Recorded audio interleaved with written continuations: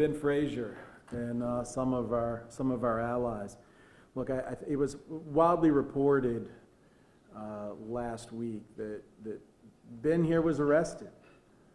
He went to a public meeting under the Sunshine Laws, went up an elevator into the meeting to try to have a conversation with our governor, the leader of this state.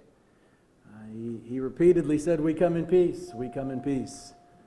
And based upon the content of his message, he was arrested. There was no threats, there was no crimes, there was no intent to commit a threat or a crime. Instead of just allowing Ben to speak or even moving the meeting to a different room, they chose to single out Ben Frazier, arrest him, and take him off of his scooter, which he asked about, walk him down, throw him in the back of a police car, and try to figure out what charges to pin on him. Ultimately, they chose trespass. This was a violation under both JSO and ADA protocol of Ben's disability rights. This was, under federal and state law, a violation of Ben's First Amendment rights. What we have here isn't regulation of speech or regulation of whether somebody's credentialed or non-credentialed media, right? That was what they said. But, you know, a couple years ago I bought Folio. We can print our own credentials. Ben's contributed to Folio. Ben's contributed to the media for the better part of what, 40 years? 50 years. So this wasn't about whether Ben was properly credentialed or not. And so what we have here is a governor and a governor's office that has shown repeated partisanship. And that also violates Ben's federal rights. And so, you know, we have the whole thing on video. What happened after that just amplifies how bad this was when you have the Florida GOP after this tweeting, "This isn't the first time Ben Frazier is let out of a room in handcuffs. He is a well-known activist and Democrat with a criminal record. You're attacking him immediately with this proxy presidential race." Christina Pushaw then does the same thing. Fact check. You know, Ben Frazier's a bad guy. That if he had tried to pull this at a White House press meeting, he'd have interfered with the Secret Service. Ben was allowed into that room. That's as clear as can be. The crazy thing about this, and where you see the most hypocrisy, is this statement. 2 days later. I'm very much in favor of letting people speak their mind however they want to do it. Our own DeSantis saying he's in favor of letting people speak their mind however they want to do it. Is that your experience with Governor DeSantis? Governor DeSantis does not want to hear from black community organizers and civil rights activists. But wait, sir, hold on. Let me. If it's protecting statements like "Let's go, Brandon," letting people speak their mind however they want to do it. That, sir, is rank hypocrisy in the eyes and ears of anybody who chooses to be the judge. The governor is speaking in hypocritical tones, saying that he is for people speaking of their mind. That is a lie. Abraham Lincoln said it best: discourage litigation. That's kind of strange coming from a lawyer's mouth. Persuade your neighbors to compromise whenever you can. As a peacemaker, the lawyer has superior opportunity. To be a good man, there will still be business enough. So this is our challenge to the governor. This is our challenge to all of those involved: JSO, FDLE, the facilities where this happened, to drop this frivolous charge. Even Melissa Nelson, her letter is on this table. Even Melissa Nelson doesn't want to get involved with this. She's already sent a letter to the governor saying, "Hey, please excuse and recuse," because she doesn't she wants to avoid an appearance of impropriety. So in order to prosecute this simple trespass charge, the state of Florida and the taxpayers are going to have to pay a prosecutor to come all the way to Jacksonville from some outside district. So this is our challenge, to dismiss this ticket, for the governor and the governor's office, if they're truly sincere about all of the people and protecting all of the people, to sit down with Ben. If not, we are in the process of preparing a notice of intent to sue, which is required under some parts of this law, and a federal lawsuit because of the suppression of Ben's First Amendment, his ADA rights, and other violations. Look, we cannot, I just spent 3 years litigating a speech violation between Omarosa and Trump, and we won at every step, by the way. We cannot use prosecution if it's going after particular speech that politicians don't like, that government officials don't like. So let's make it clear, we've lost our way with partisan politics. Mr. Frazier's civil, criminal, and constitutional rights were violated. There will be a lawsuit. Our first hope and ambition is that Mr. Frazier can get what he wants, which is a simple meeting to talk about the particular issues of the people of Northeast Florida and the disenfranchised population. Ben? Yes, we will be able to address some of the legal issues and aspects that John has already discussed momentarily, and we'll be able to take your questions. But first, a brief statement. I think what stands to reason is, why did I go there to begin with? What did I want to talk about?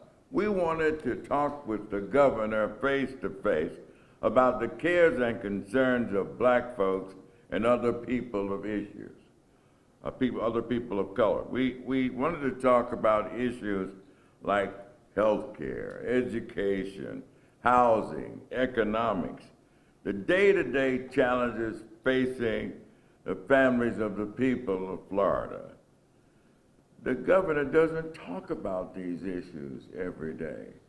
In fact, he goes from whistle stop to whistle stop, campaigning using the pandemic as a vehicle for his political aspirations. In Florida, you see, we are struggling to live because the people under this administration are not the priority. He is, in fact, an enemy of the people. The only success story in the state of Florida is that of the wealthy few that gain more wealth and power at the expense of working people. For the rest of us, it's a story of struggle. Stevie Wonder put it another way. For many of us, we're living just enough for the city. As you may have seen at the governor's press event last week, the powerful will do almost anything. They'll go through hell and high water to keep some of us quiet about the issues that matter the most to the people. Florida is not a free state if the governor shuts down anyone who speaks out against them. Florida is not a free state if the politicians in charge are afraid to hear the voice of the people. They passed HB 1 last session. It was an assault against black organizers like me and black-led organizations, assaulting our freedom to assemble, a freedom that is foundational to the republic and to this democracy. Public expression, you see, is critical to a functioning democracy. We will not sit back in silence as this governor attempts to run roughshod over the rights of the people. Sadly, the freedom of the people does not align with this governor's plans, and he's shown a willingness to trade our freedoms for his political ambition. He should stop playing politics with the pandemic. I'm here to tell you now that nothing can stop the people from holding their political leaders accountable, no matter how hard they try. This is not a dictatorship where the authoritarian rules. This is the United States of America, and someone should remind this governor of that fact. Until the people finally come first, We will continue to march, to rally and demonstrate and to assemble and protest, and we will be heard. In America, we have a right to express ourselves and to demand that our elected officials behave like true public servants. They must work for the people, and we must hold them accountable. We'll take your questions.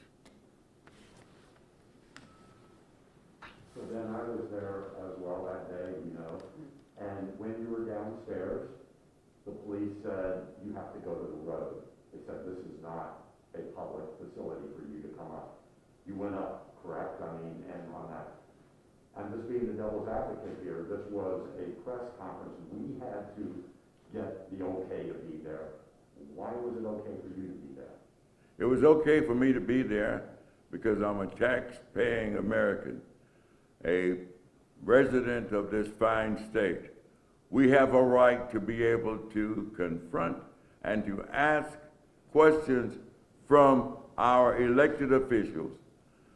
Remember, we stood on public property, a public building, asking questions of a public official as a member of the public. Now let's get this straight. We don't have to have passes to walk around in the United States of America. This is the United States, folks. We have a right to question our elected officials. What then was preventing me from asking a question in a peaceful assembly of an elected official? Why? Because I did not have press credentials? You want press credentials? I have 50 years, 250 awards for journalistic excellence, 3 local Emmys. I've written and broadcast nationally and internationally. How much more do you want in terms of credentials? And I'll add, from a legal standpoint, whether or not this is trespass under the law, and we've got all the defenses for it. We're ready to go to court on it if that's where they want this to go. Melissa Nelson doesn't seem to want to be there. That says something. But why was Ben Frazier singled out? Why not just walk him out? Why not say, okay, you made your point, Mr. Frazier, have a good day? Why was his message singled out while other uncredentialed media, was allowed to leave freely? We think that again goes because the governor's office and how they instituted the campaign after this was over didn't like his message. Well, that, under all case law, under federal jurisprudence for hundreds of years, violates the First Amendment because you're going to the content, not regulation of the speech, to protect the integrity of a press conference. Plus, there's Florida sunshine laws, which and how this meeting was noticed, which we need to investigate to see whether they could even do that. John, what specifically are you asking for right now, and then what steps would you take if that first request is not agreed upon? From the criminal standpoint or citation standpoint, we are asking for dismissal of the charge. 2, there was an offer at the meeting for a scheduled meeting with the governor or the governor's office. We want to accept that. We want to take them up on that and address this and the proper procedures for disgruntled citizens to be able to address their grievances instead of wind up in handcuffs when they want to express their grievances. So those would be the 2 things. The countermeasure is litigation. It's a federal civil rights lawsuit. There's state claims we need to add is without getting into a 30-minute discussion on how messed up it is to sue the government. As you guys know, to sue under state law claims, we got to do a notice of intent to sue, which can take up to 6 months for them to say, okay, now you can sue us. We have to get permission. But the federal civil rights lawsuit could be filed imminently while we pursue the other And would claims. this be against the governor, or the governor and the State Department of Health and whatever? Everybody in the chain, JSO violated its own protocols related to how they handled Mr. Frazier and his ADA rights. But it's certainly JSO is a potential defendant, FDLE, the facilities, management, and certainly the governor's office. Do you have an ultimatum for when they need to respond before you kind of file the charges? We'll put that in a letter that we'll get to you guys. This is something that's, look, most of the time when I'm talking about a federal civil rights lawsuit, I have the family sitting next to me because somebody's deceased. But that doesn't, if we keep allowing rights to be stifled, if we keep allow speech to be suppressed, we have a problem. And so, I hope we can get this. When's the criminal hearings? The 22nd? 10 days from the day of that event. Yeah. So that's kind of the hope, is to get it taken care of before that first hearing.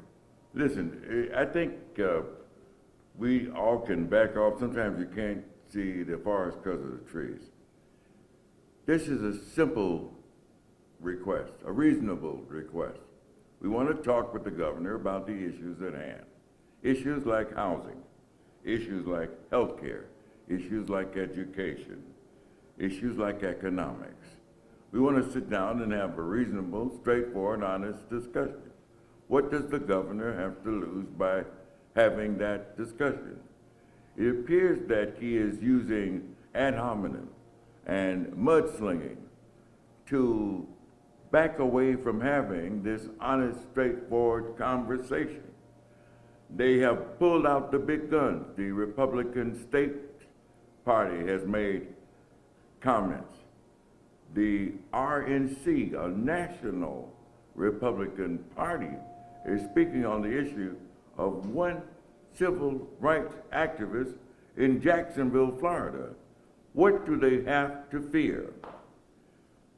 People of character do the right thing even when no one else does, not because they think it will change the world, but because they refuse to be changed by the world. Have I made mistakes? Why, of course. I made mistakes in my past that people may not forgive me. God has. Most of us have made mistakes, and we're given a second chance. That second chance is called tomorrow.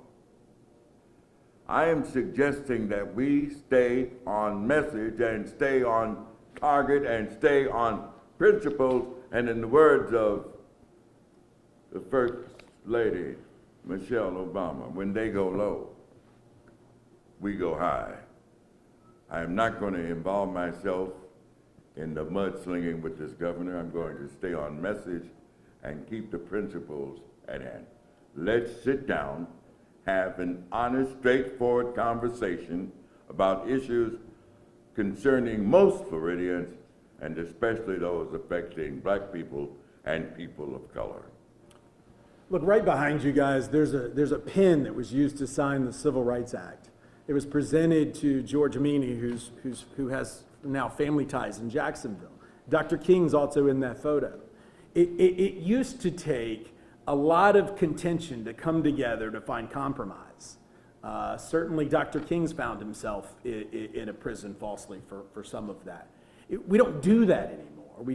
We have our federal officials, our state officials hop on Twitter and immediately start a campaign talking about whether Mr. Frazier's ever been arrested, as if there was a crime that he was contemplating.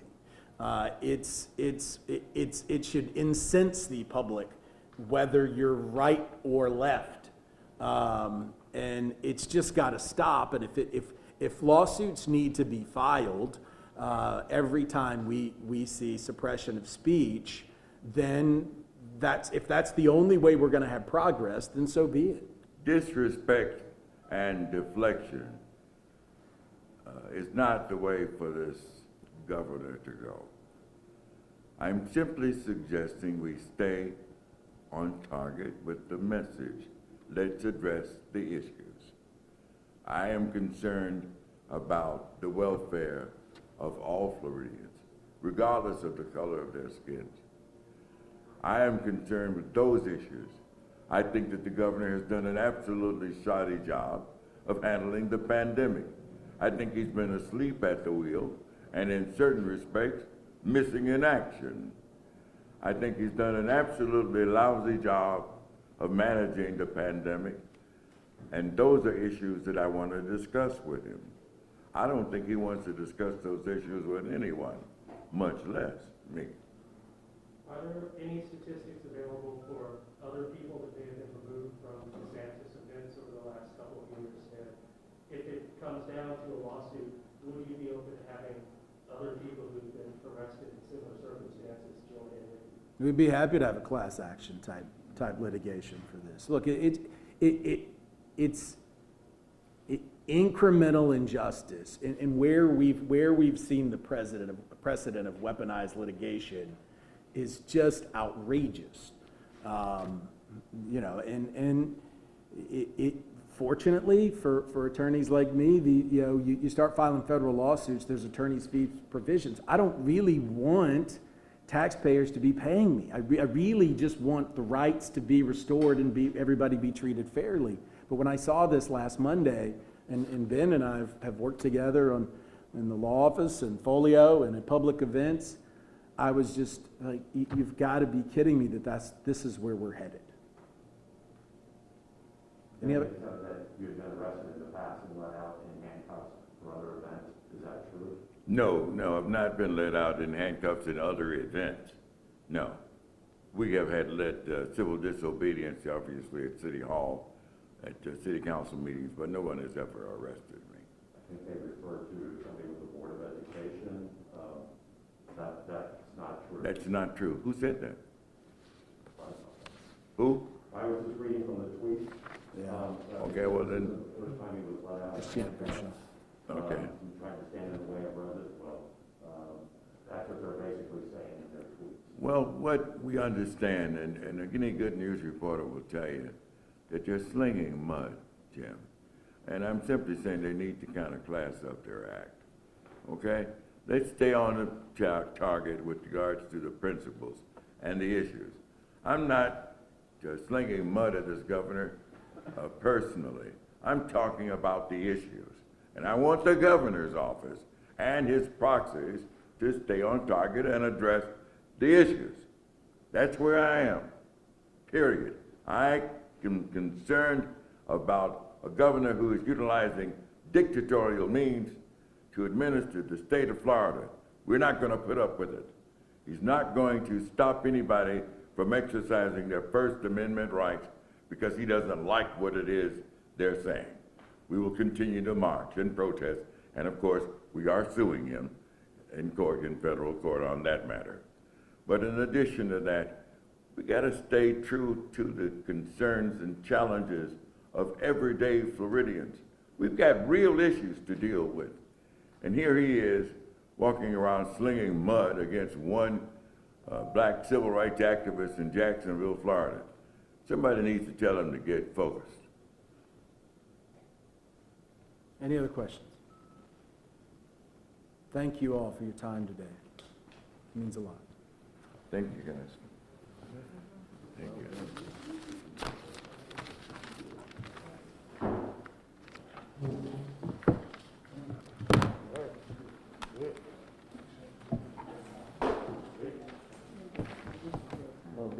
Thank you.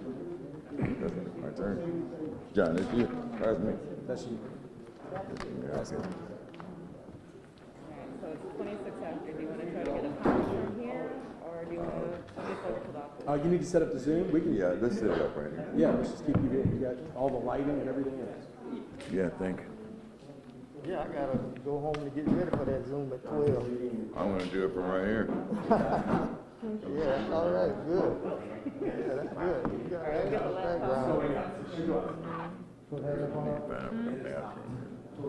I'm at the P before this Zoom. He is not. And they did offer, so. They did offer, okay. They did. Now, That offer came when? when we get I think I know what this is. listen, Is this who I think it is? Yes, What's happening? you're happening. God bless you for coming down here.